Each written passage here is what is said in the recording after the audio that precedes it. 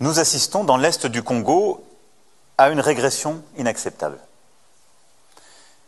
L'offensive en cours de la milice M23, sous sanction du Conseil de sécurité, est une guerre qui nous ramène 10 ans en arrière.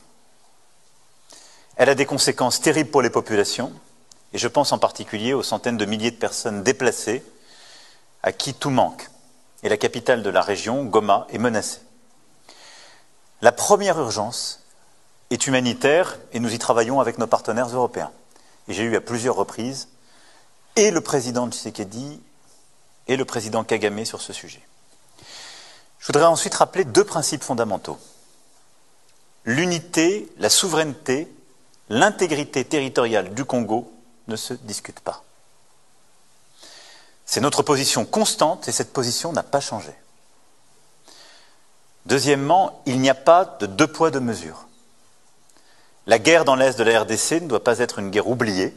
Et c'est pourquoi j'ai passé autant de temps à parler avec chacun des acteurs et surtout que notre politique est de soutenir sans relâche le cadre des discussions que le Kenya et l'Angola ont mis en place.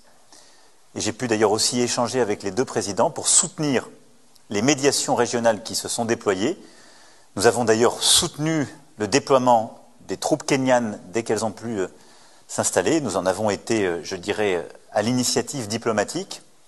Et j'ai encore parlé ces derniers jours au président pour unifier les différents processus de médiation régionale. Je reste convaincu que la réponse doit être collective et c'est précisément le sens des entretiens que j'aurai aussi avec mes homologues avant de venir à Kinshasa.